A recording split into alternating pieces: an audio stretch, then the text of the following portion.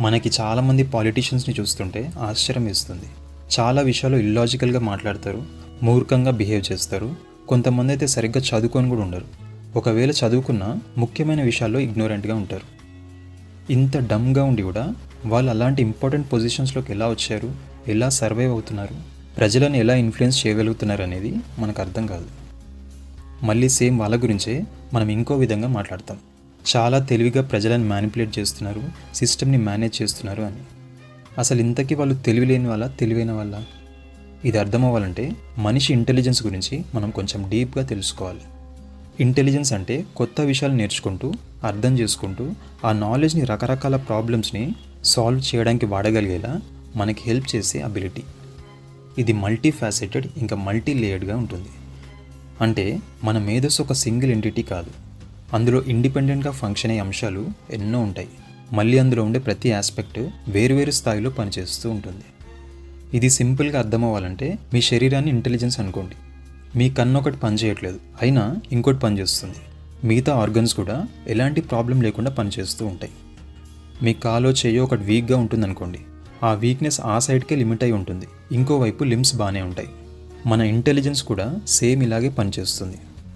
మనం ఇంటెలిజెంట్ లేదా ఇంటెలిజెన్స్ అనగానే లాజిక్ ఇంకా రేషనల్తో మాత్రమే ఎక్కువగా అసోసియేట్ చేసుకుంటాం.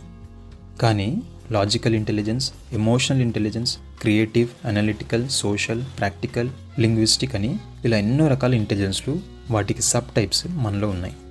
ఒక ఏరియాలో వీక్ ఉన్నంత మాత్రాన అన్ని రకాల ఇంటెలిజెన్స్లో మనం వీక్ ఉన్నట్టు కాదు.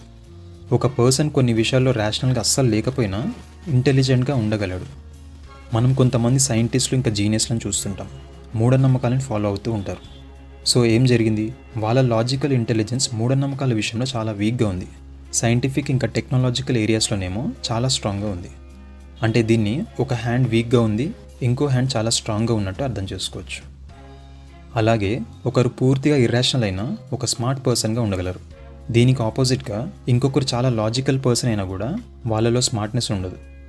ఇది మనం స్ట్రీట్ వెండర్స్లో చూస్తుంటాం. ఎలాంటి చదువు, డీప్ నాలెడ్జ్ లేకపోయినా జనాలను ఆకర్షించడం, మనిషిని బట్టి ఒక్కో వస్తువుని మ్యాక్సిమం ప్రాఫిట్ వచ్చేలా ఒప్పించి అమ్మేస్తుంటారు.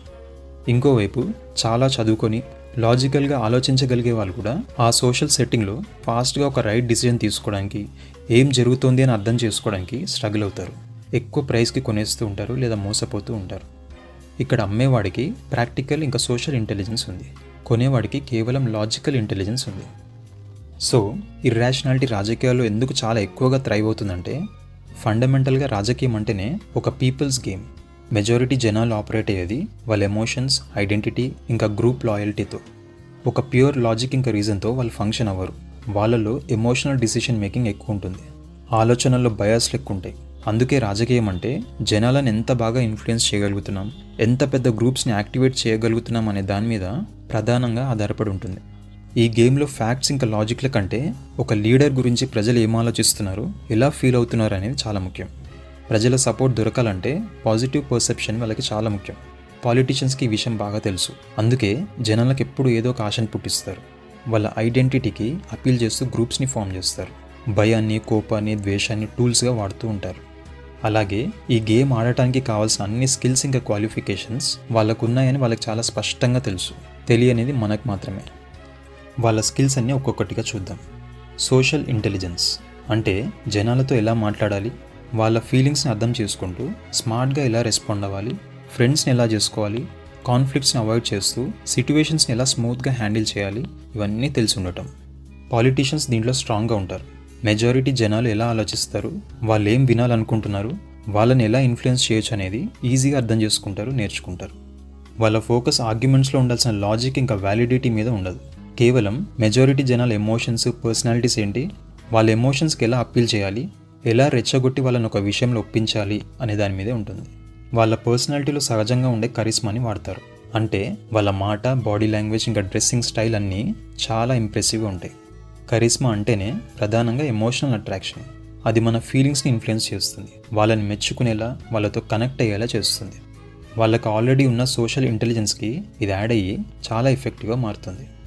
రెండవది ఎమోషనల్ ఇంటెలిజెన్స్. అంటే మన ఎమోషన్స్ని క్లియర్గా అర్థం చేసుకుంటూ వాటిని మన కంట్రోల్లో పెట్టుకునే అబిలిటీ. మన రియాక్షన్స్ని అదుపులో పెట్టుకొని బాగా ఆలోచించి తెలివిగా రెస్పాండ్ అవ్వటం. ఈ అబిలిటీ ఉన్నప్పుడే వేరే వాళ్ళ ఎమోషన్స్ని గుర్తించి వాటిని ఇన్ఫ్లుయెన్స్ చేయగలిగే శక్తి కూడా మనకుంటుంది. వాళ్ళ ఫీలింగ్స్ని చదవడం బాగా వస్తుంది. పాలిటీషియన్స్ దీంట్లో కూడా స్ట్రాంగ్గా ఉంటారు. ఒక నెరేటివ్ని ఎలా కంట్రోల్ చేయాలి, వాళ్ళ మీద విమర్శలు వస్తున్నప్పుడు జనాల దృష్టిని ఎలా మరల్చాలి అనేది వాళ్ళకి బాగా తెలుసు. జనాల్లో భయం, ఆశ, కోపం, ద్వేషం లాంటి స్ట్రాంగ్ ఎమోషన్స్ని సక్సెస్ఫుల్గా ప్రేరేపించగలుగుతారు.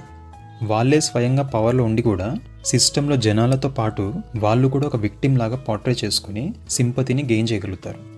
వాళ్ళు కూడా ఒక సగటు మనిషిగా ప్రజల సమస్యలు వాళ్ళకి మాత్రమే అర్థమవుతాయని ప్రజలు ఫీల్ అయ్యేలా చేయగలుగుతారు. మూడవది పొలిటికల్ ఇంటెలిజెన్స్. ఇది సోషల్ ఇంకా ఎమోషనల్ ఇంటెలిజెన్స్ రెండింటి మిక్స్ నుంచి వస్తుంది. ఇది ఉన్నప్పుడు సిస్టంలో ఎలా సర్వైవ్ అవ్వాలి, దాన్ని ఎలా డామినేట్ చేయాలనే తెలివిని వాళ్ళు న్యాచురల్గా డెవలప్ చేసుకుంటారు. వాళ్ళ ఐడియాస్లో ఎలాంటి సబ్స్టెన్స్ లేకపోయినా కూడా పొలిటిక్స్ అనే గేమ్ వాళ్ళకి విమర్శకుల కంటే ఎక్కువ అర్థమవుతుంది. పొత్తులు ఎలా పెట్టుకోవాలో, పవర్ని ఎలా కన్సాలిడేట్ చేయాలో, ప్రతిపక్షాన్ని ఎలా షట్ డౌన్ చేయాలో వాళ్ళకి బాగా తెలుసు. వాళ్ళ గోల్స్ని అచీవ్ చేయడానికి పవర్ సిస్టమ్ని చాలా స్కిల్ఫుల్గా వాడుతూ కంట్రోల్ చేయడం నేర్చుకుంటారు. ప్రజలను ఇన్ఫ్లుయెన్స్ చేయడానికి వాళ్ళకి లాయల్గా ఉన్న వాళ్ళకి రివార్డ్స్ ఇస్తూ ఉంటారు. మీడియా నెరేటివ్స్ని కంట్రోల్ చేస్తారు. గెలవడానికి ఇంకా పవర్లో కంటిన్యూ అవ్వడానికి పాపులిస్ట్ స్ట్రాటజీస్ని వాడుతూ ఉంటారు. అంటే ప్రజలతో ఎమోషనల్గా కనెక్ట్ అవ్వడానికి వాళ్ళ సమస్యలకి అపోజిషన్ లేదా ఒక ఎలీట్ గ్రూపే కారణమని పాయింట్అవుట్ చేస్తూ బ్లేమ్ చేస్తారు. ఆ పాస్ట్ మిస్టేక్స్ని మేము సరి చేస్తున్నామని చెప్తూ కొన్ని క్విక్ బెనిఫిట్స్ని ఫ్రీగా ఇచ్చి ఒక కొత్త మార్పు తీసుకొచ్చాము అనే క్రెడిట్ని తీసుకునే ప్రయత్నం చేస్తారు. నాలుగవది లింగ్విస్టిక్ ఇంటెలిజెన్స్. అంటే లాంగ్వేజ్ని చాలా ఎఫెక్టివ్గా వాడే అబిలిటీ. మన ఐడియాస్ని కరెక్ట్గా కమ్యూనికేట్ చేయాలన్నా, వినే వాళ్ళని కన్విన్స్ చేయాలన్నా లేదా ఇన్ఫ్లుయెన్స్ చేయాలన్నా ఇది చాలా ఇంపార్టెంట్. పాలిటీషియన్స్ దీంట్లో న్యాచురల్గానే స్ట్రాంగ్గా ఉంటారు లేదా డెవలప్ చేసుకుంటారు. నెరేటివ్స్ని చాలా ఈజీగా అందరూ రిలేట్ చేసుకునే విధంగా స్టోరీ రూపంలో చెప్పి జనాల పర్సెప్షన్ని తమకు అనుకూలంగా ఎలా మార్చుకోవాలో వీళ్ళకి బాగా తెలుసు. జనాల ఎమోషన్స్ని ప్రేరేపించి వాళ్ళ ఒపీనియన్స్ని మార్చడానికి వర్డ్స్ని చాలా కేర్ఫుల్గా వాడతారు. వాళ్ళలో భయం, కోపం, గర్వం లేదా ద్వేషాన్ని రగిల్చి మనందరం దీనికోసం యునైట్ అవ్వాలి, కలిసి ఫైట్ చేయాలి, ప్రొటెక్ట్ చేసుకోవాలని అందరినీ పర్సనల్గా ఇన్వాల్వ్ చేస్తారు. ఈజీగా గుర్తుంచుకోవడానికి ఇంకెంత లో ఐక్యూ ఉన్నవాడికైనా అర్థమయ్యేలా yes we can, make America great again లాంటి స్లోగన్స్ ఇంకా క్యాచ్ ఫ్రేజెస్ని వాడతారు. ఇవి రిపీట్ చేస్తూ స్ప్రెడ్ చేయడానికి చాలా ఈజీగా ఉంటుంది. ఒక పాయింట్ని స్ట్రాంగ్గా చెప్పడానికి ఎగ్జాజరేట్ చేయడం, అటెన్షన్ కోసం డ్రమాటిక్గా ఒక క్లెయిమ్ని చేయడం, జనాల మైండ్లో ఒక విషయాన్ని ఇంప్రింట్ చేయడానికి మన టీవీలో అడ్వర్టైజ్మెంట్స్ లాగా ఒకే విషయాన్ని పదే పదే రిపీట్ చేయడం, సిమిలర్ స్ట్రక్చర్ ఉన్న సెంటెన్సెస్ని మళ్ళీ మళ్ళీ వాడతారు. వీటికి వాళ్ళ పర్సనల్ కెరిస్మా యాడ్ అయ్యి చాలా ఎఫెక్టివ్గా మారుతుంది. ఐదవది ప్రాక్టికల్ ఇంటెలిజెన్స్. పాలిటీషియన్స్ ఏమాత్రం ర్యాషనల్గా లేకపోయినా అలాంటి పొజిషన్స్లో ఎలా సర్వైవ్ అవుతున్నారు, ప్రతిరోజు అసలు ఏం చేస్తారో మనకు అర్థం కాదు. కానీ ర్యాషనల్గా లేనంత మాత్రాన మనిషి ఒక ఇంపార్టెంట్ పొజిషన్లో ఫంక్షన్ అవ్వలేడు అనేది నిజం కాదు. ప్రతిరోజు పనుల కోసం మన చుట్టూ ఉన్న రిసోర్సెస్ని యూజ్ చేసుకోవడానికి, దేనైనా ప్లాన్ చేసి ఇంప్లిమెంట్ చేయడానికి, ప్రాబ్లమ్స్ని సాల్వ్ చేయడానికి, అలాగే రకరకాల సిట్యువేషన్స్కి అడాప్ట్ అవ్వడానికి ఒక ఇంటెలిజెన్స్ మనలో ఉంది. అదే ప్రాక్టికల్ ఇంటెలిజెన్స్. ఇది డైరెక్ట్గా ఎవ్రీడే లైఫ్లో ఒక పని చేయడానికి మనం రోజు అప్లై చేసే నాలెడ్జ్. ఎడ్యుకేషన్ ఇంకా థియరీతో సంబంధం లేదు, పెద్దగా ఆలోచించాల్సిన అవసరం కూడా రాదు. ప్రతిరోజు ట్రయల్ అండ్ ఎర్రర్ ఎక్స్పీరియన్సెస్ నుండి మనం గెయిన్ చేసే ఒక కామన్ సెన్స్. ఇంట్యూటివ్గా ఒక పనిని ఎఫిషియెంట్గా చేసుకుంటూ వెళ్ళిపోతాం. ఈ రకమైన ఇంటెలిజెన్స్ ఎక్కువ ఉన్న వాళ్ళని స్ట్రీట్ స్మార్ట్ అంటాం. చాలామంది పాలిటీషియన్స్ ఈ కేటగిరీలో ఉంటారు. చాలా ఫాస్ట్ ఇంకా క్లెవర్గా ఒక దారిని కనుక్కుంటారు. అలాగే సిస్టమ్ని ఆపరేట్ చేయించడానికి పాలిటీషియన్స్ వాళ్ళ ప్రాక్టికల్ ఇంటెలిజెన్స్ నుంచి 2 రకాల ఇంటెలిజెన్స్ని డెవలప్ చేసుకుంటారు. అదే ఆరవది బ్యూరోక్రాటిక్ ఇంటెలిజెన్స్. ఏ పొలిటీషియన్ పవర్లో ఉన్నాడు అనే దాంతో సంబంధం లేకుండా సిస్టమ్ ఎప్పుడూ కంటిన్యూస్గా ఫంక్షన్ అవుతూనే ఉంటుంది. బ్యూరోక్రసీ, సివిల్ సర్వీసెస్, జ్యుడిషియరీ ఇంకా ఇన్స్టిట్యూషన్స్లో ఉండే ప్రొఫెషనల్స్ అందరూ కలిసి పనిచేస్తూ ఉంటారు. సో పాలిటీషియన్స్కి ఈ అడ్మినిస్ట్రేషన్ని డీప్గా అర్థం చేసుకోవాల్సిన అవసరం ఉండదు. వాళ్ళు బ్రాడ్గా డైరెక్షన్స్ ఇంకా పాలసీ గోల్స్ని ఇస్తారు. అవి ఎంత అన్రియలిస్టిక్గా ఉన్నా గవర్నమెంట్ డిపార్ట్మెంట్స్ వాటికి అడ్జస్ట్ అయిపోయి ప్రాక్టికల్గా అప్లై అయ్యేలా ఎగ్జిక్యూట్ చేస్తాయి. వీళ్ళు కేవలం ఎగ్జిస్టింగ్ సిస్టంలో ఉన్న రూల్స్, స్ట్రక్చర్ ఇంకా హైరార్కీస్ని అర్థం చేసుకొని వాళ్ళకి కావాల్సిన విధంగా వాటిని ఎలా వాడుకోవాలో నేర్చుకుంటారు. వాళ్ళకి కావాల్సిన జరగాలంటే ఎవరిని ఎప్పుడు ఎలా అడగాలో ఫిగర్ అవుట్ చేసుకుంటారు. ఏడవది డెలిగేషన్ ఇంటెలిజెన్స్. పాలిటీషియన్స్ చుట్టూ గవర్నెన్స్ తెలిసిన అడ్వైజర్స్, మినిస్టర్స్ ఇంకా టెక్నోక్రాట్స్ ఉంటారు. ఏ పని ఎవరికి అసైన్ చేస్తే ఎఫిషియెంట్గా జరుగుతుంది అని తెలుసుకొని వాళ్ళని నియమించి వాళ్ళని మేనేజ్ చేయడం నేర్చుకుంటారు.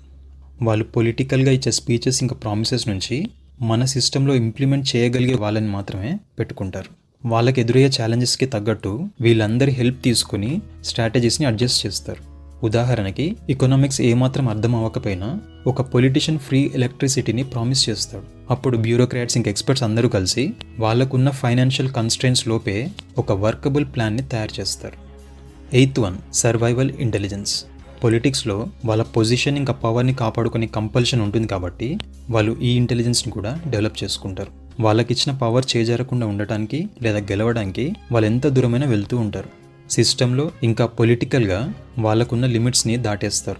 ప్రజలను ఇన్ఫ్లుయెన్స్ చేయడానికి భయం, ద్వేషం ఇంకా లాయల్టీని వాడతారు. మీడియాని కంట్రోల్ చేస్తారు. ఏదైనా స్కాండల్లో ఇరుక్కున్నా అపోజిషన్ ఇంకా పబ్లిక్ నుంచి ఏవైనా ఎదురు దెబ్బలు తగిలినా వెంటనే ఆ సిచ్యువేషన్కి అడాప్ట్ అయిపోయి ఒక స్ట్రాటజీని ఇంప్లిమెంట్ చేస్తారు. వాళ్ళ పవర్కి థ్రెట్ అనుకున్న వాళ్ళందరినీ, అది అపోజిషన్, క్రిటిక్స్, ప్రొటెస్టర్స్ ఎవరైనా లీగల్ లూప్ హోల్స్ని వాడి అరెస్ట్ చేస్తారు లేదా వైలెన్స్ని వాడి షట్ డౌన్ చేస్తారు.